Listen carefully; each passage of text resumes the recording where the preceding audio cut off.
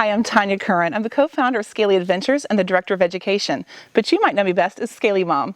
I'm here with my Scaly friend Peaches, and what you're about to see is additional footage, behind the scenes things that just would not fit into that 30-minute episode. It was just so good though, because the professionals that we film with are passionate about sharing their knowledge with the next generation. So check out this educational footage and make sure to stay tuned to scalyadventures.com for a whole lot more.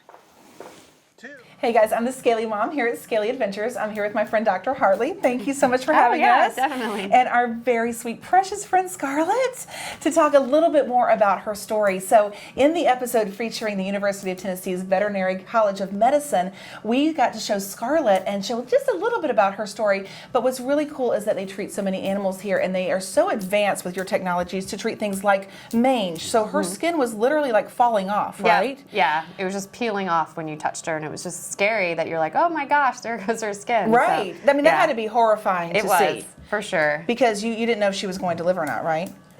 Definitely. Yeah. I mean, the day one when the shelter organization brought her in, we discussed the fact that we could stop at any point and she may not make it from day to day, and she was that bad. I mean, I'm not exaggerating at all. But they just had so much faith in us, and were able to really have so much support. I know. That she's really the champion in the end. Yes. And the hard work of all the students here and the nurses and everything have really, got her through it. Yes. So. I know she's ready to go get her treat. I did want to just ask though, to showcase some of the stuff you do here at the college. Did she get hyperbaric therapy? Like, can you tell me some of the stuff that you did? So we gave her a plasma transfusion, as well as she got hyperbaric oxygen therapy. And a lot of people know that as kind of star athletes will get it to kind of make them feel better or heal better. Yeah. And so that really helped her skin to heal faster. She got, I think, 5 to 6 treatments total. Really? And it just really improved her skin.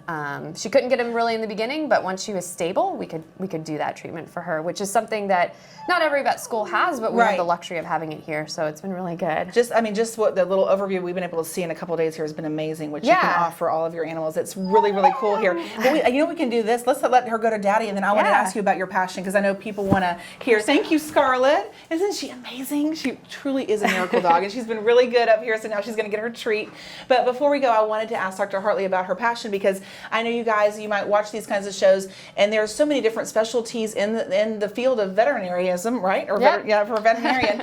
And there's so many things that you can do. So tell me, was this your passion when you were a little girl, or no? So it wasn't. I kind of always knew I loved animals and I loved working with them, and it wasn't really until I went to college that I really discovered it. I didn't grow up on a farm. I didn't palpate cows or show dogs or anything like that until really later. And I realized that veterinary medicine has a lot of possibilities. You can work with small or large.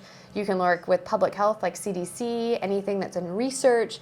There's so many options that it opens so many doors to me, and so I've really enjoyed this portion of it. Obviously, it's very worthwhile and fulfilling to have a case like Scarlet's come through, but I think if anyone is interested in veterinary medicine or animals in general, I think there's a lot to explore. Right. And you don't just have to, do small animals or do large animals. There's a whole open door of things that you could do. Yeah, and I know with Pierce, so he's 14 now, and as our son, and we are always telling him, of course, to study hard, stay in school, get that experience. Is there any other, would you agree with that advice, and then also offer anything else to kids who are thinking about, this is a pretty cool field that I want to go into? Yeah, I think just getting involved when you're young and try to figure out what do you like about it.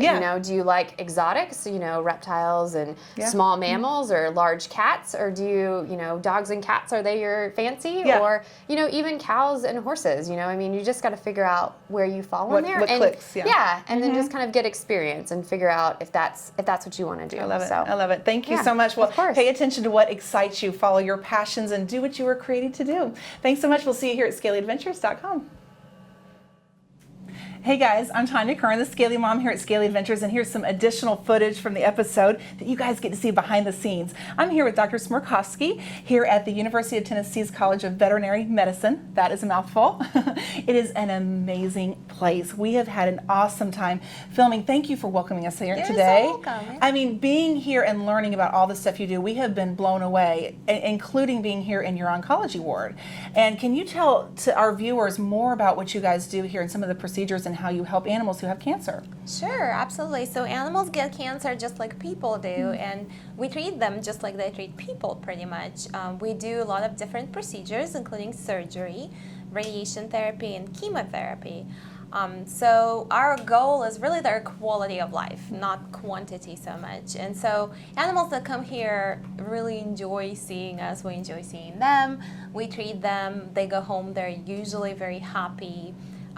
And they lead a normal life. So nothing has to change in their day-to-day lives. Yeah. They can go to the park. They can go swimming. They can just be like they were before they were diagnosed with cancer. Cool. And I know that in the episode we saw Wasabi, who had the bone tumor, and so therefore her leg had to be amputated. But she got the chemo, and you were telling me something that's so fascinating, guys. We didn't know this about the hair. So check this out. Yeah, sure. So Wasabi had chemotherapy after she had surgery, and the interesting thing about dogs and cats is that they don't lose their hair when they get treated with chemotherapy, and that's because of how differently their hair grows from our hair. Okay. So our hair grows all the time, and that's why we tend to lose it with chemotherapy. But animals don't. So that's another fact I think a lot of people don't realize. Isn't that amazing? So they can get chemotherapy, Yeah, they're super happy and be healthy again, and they don't lose their hair. Right. That is pretty cool. I wanted to ask you one more thing, especially because we do go into children's hospitals and Shriners hospitals, and we see other children who are dealing with a lot of very serious health issues. You know, here you guys have such a positive attitude, and you talk about the happy life you can have after things that you face. Can you tell kids about that with animals and how you deal with that? Sure. I think it's important to know that the diagnosis of cancer is really not the end of the road. There are a lot of things we can do, and what we do here extends or prolongs good life for animals, and I think that's super important to know. There's still a fight to have, and once you go through it, you can have a happy, healthy life. So. I love that. I love that. Please do remember that. You know, in life you're going to face different difficulties, but it's okay. It's what you do with it. You know, you were created to do many amazing, amazing things. We want you to enjoy your life. So thank you so much for welcoming us. You're very welcome. Yeah. Thanks for coming. Thank you. Yeah. Okay, see you soon, guys. Hey guys, Rick Hearn, the Scaly Dad, here behind the scenes at the University of Tennessee's Veterinary Medical College, and I'm joined today by Dr. Marti Drum. And really neat field of veterinary medicine that you're in, Dr. Drum, and that is that you do sports medicine and other types of physical rehab on animals, and I think that's really neat. I'd never ever heard of this field, and so I'm sure a lot of our viewers would love to hear a little bit about what you do and how you got to be an animal physical rehabilitation specialist. So animal rehab has been growing exponentially over the last 15 to 20 years, you know, as it's become well established on the human side that you would have physical therapy after knee surgery or a car accident or something like that. People are more and more wanting the same level and standard of care that they receive for themselves. So that kind of developed the field of animal rehabilitation, and kind of noticed that certain conditions seem to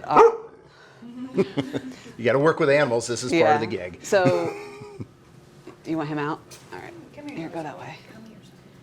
We could just do a fade in. Yeah, no, we got it. We're good. This is kind of the behind the scenes funny stuff anyway. Yeah, absolutely. He's doing the interview. All right, ready? So anyway, just go ahead and Yep. pick up right where you were. We're good. So we started noticing certain conditions like back surgeries and knee surgeries that the patients started to do much better with simple things like swimming or some basic controlled exercise, because the thought used to be keep them crate confined for 8 to 12 weeks, just like in people. You'd have knee surgery, you'd be in a cast for weeks. Well, we know now there are huge detrimental effects to immobilizing after injury, surgery, and so forth. And so my path was, I was very interested in orthopedics and gait analysis, lameness, you know, why do animals limp and so forth. And at that time, a surgeon or surgery was the main road to get to that kind of a specialty, but I didn't want to be a surgeon. And so I said, well, I like everything else about this, and that kind of led me into the rehab. And as it was kind of developing and blossoming in the mid-90s, it just was the right timing. So actually, when I was really young, wanted to be a veterinarian for the United States equestrian team, so do sport horse stuff. Excellent. So like at the age of 12, so I somehow, I guess, always knew that that I wanted to be in orthopedics and lameness and so forth. And so that kind of parlayed into this sports medicine and rehabilitation. And the sports med and rehab discipline has now kind of grown to encompass those sporting animals as well as basic rehabilitation that you need after surgery. You know, we help dogs and surgeons look better by improving their function after surgery, because keeping them confined can have some great negative effects on them.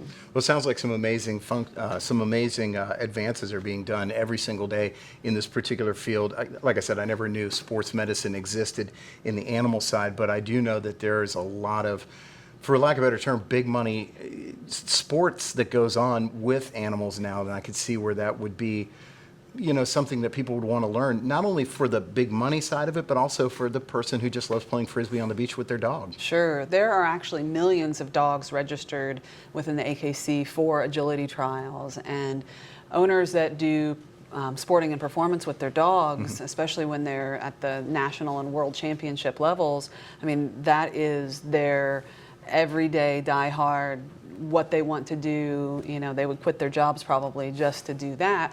Just like people that are professional athletes, we're getting these semi-professional canine athletes, and their owners are very attuned to keeping their careers long, active, full, free of injuries if possible, and helping them return to the sport. One thing that's unique with sporting and performance dogs are many of these dogs are bred for a purpose, and you're utilizing them for that job. And if they can't do their job, you start to see some issues. I think we particularly note this with military and police working dogs. Once their working career is over, it doesn't really stop for them. They don't know that they're retired. Right. They think, oh, why am I not going in the back of the cruiser anymore? And so we have to kind of help with the enrichment and maintaining whatever level of function we can, even if they're not on the job every day because of, say, an injury, fulfilling some of those needs for them to still have that work drive satisfied. And so that's almost like a mental health role within the other role that you're doing. And that's another part of rehabilitation and sports medicine is the psychological aspect of it. You know, dogs that are, whether or not they're a pet or whether or not they're a high-performing athlete, have a major injury and all of a sudden they're just deflated. They don't think they can do anything. They need all this help. They oftentimes are very independent and they don't want help. So part of our role is to help them transition through their recovery period to get back to where they were before, both mentally and physically, as well as the owners. I mean, it's pretty devastating when you have a young, high-functioning dog that maybe gets hit by a car and then all of a sudden they can't walk. And, you know, sometimes you think the worst, and we've thankfully had many opportunities to change people's minds so that they realize, hey, this is a temporary situation here. If we can stick this out for a few months, we're going to get back to where we were before. That's amazing. And it's really cool to see how you're able to extend longevity by increasing quality of life, both physically and mentally for these animals. That's very cool. Yeah. Well, that's awesome. We had an opportunity today to talk to Dr. Marti Drum here at the University of Tennessee's Veterinary Medical College. If you're out there looking into, you know, the veterinary medicine field, this is a great opportunity. And like she said, it's an emerging field, so there's going to be room for growth and there's going to be room to learn. And so I know she would encourage you to definitely look at it and look at the University of Tennessee as a great place to come learn, right? Yes. Awesome. Thank you, guys. Stay tuned to scalyventures.com. Hey guys, so I'm here with Dudley Hurst, and he's the farrier on campus here, and this is his workshop. Now this is a really cool job. So what got you into this? Well, Pierce, since I was a kid, I always wanted to be a cowboy. So, I mean, from the time I was packing my little 6 guns, you know, on my side, I was playing with horses. So I've always wanted to work with horses and livestock, and I've been involved with them my whole life. I have shod horses since I was probably 14 years old, and still doing it. Wow, that is so cool. See, even from a young age, you can always know what you want to do. Same thing with me. At 8 years old, I picked up a snake, and I'm doing it ever since. It's cool what you can do as a kid, and it can become your profession and your job when you're an adult. It's a lot of fun. Hey guys, I'm the Scaly Mom here at Scaly Adventures. I'm here with my friend Dr. Wyrosdick. We are in the Parasitology lab at the University of Tennessee's Veterinary College of Medicine. Now this is a really cool place. Thank you for welcoming us. Sure. Yeah, you've got all kinds of stuff going on here, microscopes, and this is a really cool lab. Tell us what you do in here. This is actually our teaching section of our curriculum, and we do all of our first year and fourth year students in here. Okay. So we bring them in and do a case-by-case study, and they look at a case with a specific animal and learn how to diagnose it, how to treat it, how to prevent it the next time. Sure. And then we also in the summertime have a lot of kids groups come in. So we do 4-H and a few other of the kids groups in the Discovery, Imagination, and all of those things. Okay. So we have them come in and they do a wet lab where they actually do a fecal and look for eggs on the microscope. And then we've got some adult parasites in the back and some life cycles and information about those and how they're prevented and how they cause disease. So that's interesting because you're actually a resource to the community as well as the students who are paying to go here and get a degree. Absolutely, yeah. We really do. We like to do a lot of outreach. Cool. And that's kind of one thing that we really enjoy is those summer programs. Yeah. A lot of students like to come in. The 4-H is probably one of the biggest ones that we've done for the longest. Okay. But there's a lot of other ones that we love to do. So Excellent, yeah. excellent. And I know when I was looking around here, we saw these jars sitting out. And this Yes. isn't something that you see every day. This one says Sam's Best Heart. Yes. So can you describe what this is and what all these little things are in there? Yeah, so what you have here, this was a dog named Sam, and this was his heart. In the back over here, you have his lungs are also still attached there with some of the pulmonary arteries. Okay. But coming out here, you can see are all the heartworms that he had, and he had an overwhelming infection which did kill him, and we ended up getting the heart. So we use this as a teaching tool for our students. Sure. As a good way to tell. One of the things that we teach about heartworms is that they're not just in the heart, they're also in the pulmonary arteries, which is why it causes a lot of respiratory problems in animals, specifically, problems with exercise. When they exercise too much, they get overexerted and can't breathe too well. And that's because they're found in the pulmonary arteries. So this is a good way for us to show that to the students. And then these, of course, are just the worms taken actually out of the heart. So. Very good. And this can be prevented by the heartworm medicine that you can give your cat and dog, Yes, right? heartworm preventatives. There's all different kinds, and depending on what's in your animal, different kinds are recommended by your veterinarian, and that's when you would see your veterinarian, and they could tell you which ones to use. But yes, these are preventable, and the mosquito bite is actually what passes these on to the animals. Really? So, yeah. And it's a lot easier to prevent the heartworm disease than the mosquito bite. Of course. So. And I think this is what's really important when you have a pet. So, here at Scaly Adventures, we have lots of snakes and lizards and all kinds of cool things like that. But maybe you have a cat or dog. It's really important that you understand how to care for them. So we know you love them, but of course, this is a huge part, the husbandry, the caring for them, and taking care of all of their needs. So make sure when you get a pet, you understand all that goes into it and all the responsibilities that you'll have. And a great way to show that your parents that you can have more is to start with one. Pierce started with one. He was 8 years old when he got his first little snake from the yard, and now we have over 40, and that's because he was responsible. Now, I know we were talking also about the obesity, like with dogs. Like we saw a dog that we filmed with also who had already lost 100 pounds thanks to your nutritionist here at the college. Kids need to understand that although it's fun to feed them off the table and stuff like that, I think it's, under the table, it's not a good idea, right? Right, absolutely. And it's also, you also have to think about things you can get from your pet. Okay. So there are a lot of parasites that you can actually get from your pet, and feeding them under the table is a better way of getting them so close that you can get those areas contaminated and actually have that possible. Right. So, and then the other thing is, going out into the yard and making sure that you clean up your animal's feces out of the yard. Sure. That's a big. And then wash your hands really good. Exactly, and then wash your hands exactly when you're done. Exactly, or even use a glove or something would be good. Very good. Yes, but because children are usually the ones that get things from their animals because they're the ones going out there digging in the sand or just after that animal's been there. So just having fun playing. There's a lot of important things in the husbandry of your animal that you have to consider. It's definitely a responsibility, but they're always lots of fun. So. Always worth it, Yes. And that brings me to my last question, which is about your passion. So, sometimes when we think about coming to the vet school, we wouldn't immediately think of being in here and doing this. Right. Did you always have a passion as a little girl, and how did that grow to bring you here today?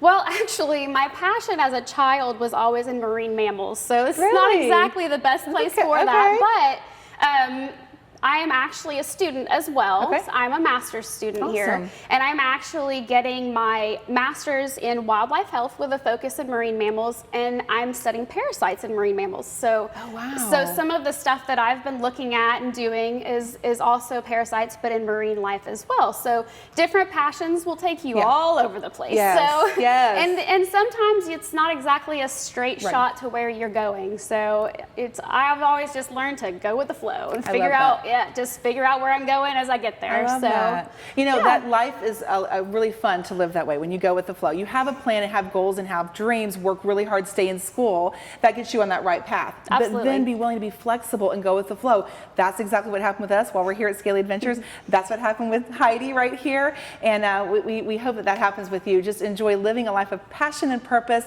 Check out the UT Veterinary College of Medicine. And families, if you're in the area, you saw that they cater to the community and they do cool things too. So check it out, and we'll see you here at scalyadventures.com. All right, guys, I'm Pierce with Scaly Adventures, and this is kind of some behind-the-scenes footage from our visit at UTCVM. And I'm here with Janet Jones. And what is your title here? Well, I'm a licensed veterinary medical technician, licensed in the state of Tennessee, and I'm also the clinic director for the small animal hospital here at the CVM. Wow, that's quite the title. So I have an interest when I get older. I want to pursue getting a vet tech for my college degree. That way, once the show starts to get older and end, I can be able to slap down a resume and get something really good, get the job that I want in this field. So what would I have to do to get a degree like that? Well, when you graduate from high school, you need to be looking at the programs that are available for you to attend. You can look online, of course, which you find all the accredited veterinary technology programs. So they need to be accredited by the American Veterinary Medical Association. And then you can either get an associate's degree, which is a 2-year degree, or you can get a bachelor's degree, which might give you a little more opportunity to advance in the years to come. But you will be able to, with a 2-year degree, get the same sorts of jobs that you could. You can get a job in general private practice, specialty practices where they have veterinary specialists. You can go to work in research. You just need to decide not immediately exactly what you want to do, but get the degree first, and then your options are very open to you in the field. That's really cool. So like somebody who wanted to go into your exact field, what would that take? Well, I have an associate's degree in veterinary technology because when I went to school, there weren't options for a bachelor's degree. My bachelor's degree is actually in business management. Oh, cool. But some of our other technicians have gotten their bachelor's and even master's in social work. It just depends on what area of veterinary medicine you want to work. You can get a job in large animal, and you can become a specialist in internal medicine in large animal. You can go into anesthesia. You can become a specialist, like a nurse anesthetist in human medicine. You can do the same thing in veterinary medicine or emergency and critical care, where you're taking care of the most critical patients, you're providing lots of intensive care and doing high-tech procedures and things like that. You can go to surgery. You can get a specialty in veterinary surgery for veterinary technicians. That is very cool. So like what subjects would I need to study primarily to get something like this? Well, when you're in high school, focus on your sciences and your math, but you also need to learn how to communicate. So focus on your language arts as well. You have to be able to communicate both written and verbally, and you also need to know your biology, but you need to know how to calculate drug dosages, so math is really important too. Yeah, that's going to be hard for teenagers because I know we're like the most antisocial species on the planet. If we can't talk through a phone, that's going to be hard for us. But that's very interesting. So like, what do you do on a daily basis? So it depends on where you work, but in a general private practice, the veterinary technician might be the first person in the exam room with the client. They might be taking a history, taking vital signs. Then you go back into the back, and they may be the ones anesthetizing the patient, getting it ready for surgery. They get to scrub into surgery and assist the doctor in surgeries. They will monitor those patients as they wake up. They provide nursing care every day to the patients that are in the hospital. If it's general practice, it may be a diabetic. If it's in specialty practice, it might be hit by a car that just came in and they're having to provide emergency care, CPR, those types of things. every day can be different in private practice or in specialty practice for a veterinary technician. Wow, so basically prepare for anything. Prepare for anything. Wow. Even wellness exams, giving vaccinations, getting to see the cute puppies and deworming them. You might be looking at poop under a microscope. You might be looking at blood under a microscope. You got to have a good stomach for some of it. I can see where that would be necessary. So guys, remember, if you want to go into a career in vet tech, you guys are going to deal with everything from traumas to looking poop under a microscope. Check out more of this at scalyadventures.com, and we'll see you there.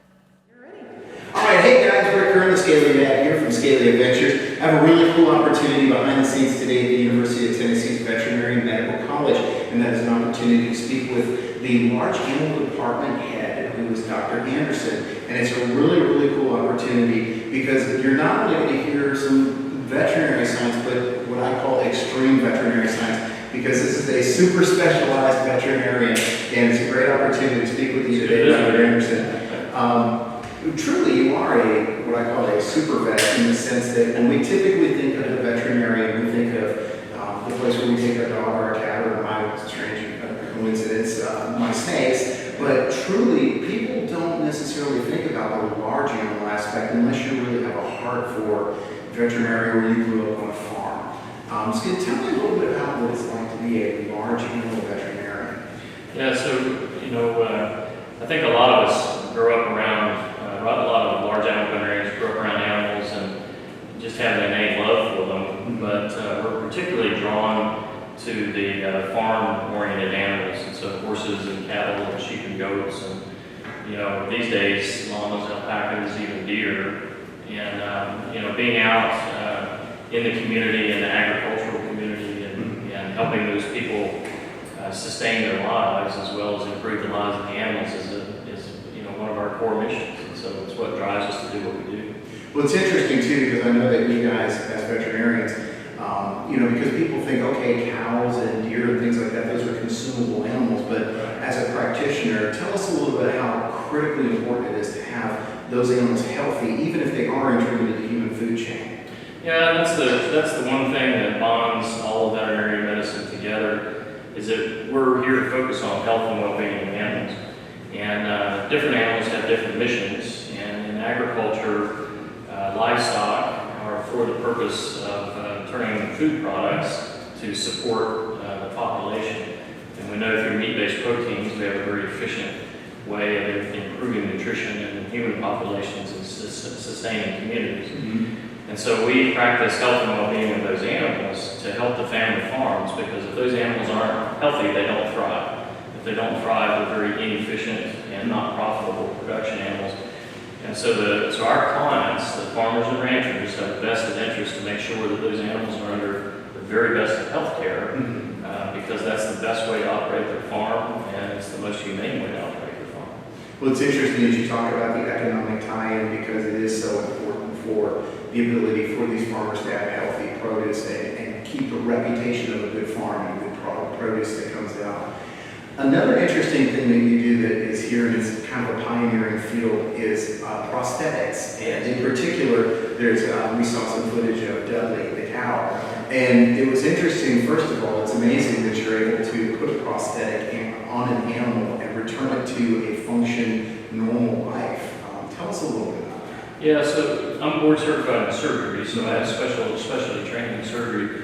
But I've dedicated my life to agriculture, and so working with cattle and sheep and goats and different farm animal species. And one of the things that's been really fun for me is it puts us on the cutting edge of a lot of things. Being able to operate in a veterinary medical facility like this, where we have elite equipment and we have a host of specialists here to be able to provide the very best of care, allows us to do things that you wouldn't normally be able to do. And just as there are livestock out there that are worth $20 or $30, there are livestock out there that are worth $3 or $4 million, and so that one animal becomes very, very important. But some of those $30 animals are members of the family; they're family pets. And so what's been fun for me is to be able to try to fix problems and get those animals back to the highest quality of life that they can achieve. And we know that in animals that are heavy, animals that are going to be 1,000 pounds, 2,000 pounds when they're fully grown, they simply are not built to walk on 3 legs. If they're walking on 3 legs, they quickly debilitate, they have a very short life expectancy, and the quality of that life is oftentimes poor. And we just didn't think that was acceptable. The other option being to just euthanize them and not allow them to go through that pain. And so that was exciting for me to say, you know, we have animals where the owners are willing to invest the resources it takes to do that high-end therapy. And then I enjoy assembling teams, bringing orthotic and prosthetic specialists in, bringing people in that can help us achieve those goals, because we grow as professionals that way too. And so it was just a lot of fun for me to get into orthotics and prosthetics, because it allows us to do something that's very elegant, that achieves a goal that's very healthy for the animal and gives them a normal life expectancy and a very high quality of life, but also to help the client of the animal achieve their goals, whether it's a pet ruminant like Dudley is a nice Hereford steer that will live his life in luxury, or whether that is a cow that needs to carry calves or produce embryos, or a bull that needs to produce semen. And so, you know, we have that ability to work with a lot of different facets of it, and that's one of the things that makes it really exciting. Well, it's interesting too, because I can see clearly, you know, a lot of medical device advancements come from the animal model on through till they reach the human side of things. So it's interesting to see that the pioneering side of it really is on the veterinary side, because of the fact that you have the ability to put it into use in the animal field first. Yeah, one of the things that's evolved recently is this increased collaboration between the medical community and the veterinary community. It's called the One Health Initiative. And what that is doing is saying, you know, there's not very much difference between a veterinarian and an MD when it comes to developing new techniques and drugs and tools. The difference for us, of course, is that when we do research to develop those things, we're actually doing it with the patients that need it, as opposed to one step removed. And so we have a little bit of an advantage that way. It is neat because you have the ability to see firsthand what's happening. Right. That's amazing. Well, one final question to you is, again, you're very highly specialized in veterinary. You're several steps from private practice and dog and cat treatment. How would somebody who's sitting out there 16, 17 years old achieve the ability to become a Dr. Anderson? What would you suggest for that? Yeah, so one of the things that for me, that I tell kids is that the veterinary profession is one of the most rewarding things you can do, because with a veterinary degree, you're qualified to do a tremendous breadth of things. We have people that are marine mammal veterinarians, we have people that are in the lab working in research and development, molecular genetics, you know, the whole spectrum. And so but the time course for that takes a tremendous amount of dedication and very hard work. And so you have to do well in high school so that you can position yourself in college, and do well in undergraduate school so that you can be competitive to get a seat in a veterinary school. Because most students don't achieve that and can't get into veterinary school. You go through veterinary school for 4 years, and then if you want to do that advanced training, you have 1-year internships and 3-year residency that allow you to develop the level of specialty it takes to become board certified. And the sky's the limit on those things. You know, there's really a tremendous wealth of things that you can do, and the veterinary profession has over 20 different specialties in it. So there's something there for everybody. Well, it's interesting because what I'm gleaning from what you're telling me is that really the competition really starts in 9th grade. So it's critical to focus on those years and then go forward with a clear roadmap. Yeah, it's good to be directed and to know what your goals are and take advantage of the opportunities that you have. Well, I got to say thank you for opening the doors and allowing us to come here to your facility, because I had no idea the amount of things that a veterinarian does, or that the veterinarian field offers, and just the whole veterinary medicine field. And so I know a lot of our viewers are going to be really amazed to be able to drill down. And I encourage you to go to the website for the school here and take a look at all of the things that they show you and charts that. And then, you know, if you have questions, contact the school and ask them, because you're the future of the school and the future of veterinary medicine, and people like Dr. Anderson very much want to make sure you're successful. But I want to thank you, Dr. Anderson, for everything you do, not only for us, but for animals out there in the world. And thank you for opening the doors today to let us come in. It's terrific to have you. We're pleased to participate. Well, thank you very much. All right, guys, stay tuned. tuned, stay scaly, and remember scalyadventures.com. And don't forget to go over to the University of Tennessee's Veterinary Medical College's website. If you have questions, you just want to find out how you can become like Dr. Anderson and work at a super cool place like this, they would love to show you more. And hopefully one day, if you study hard, you too could be a veterinarian. We'll see you at scalyadventures.com.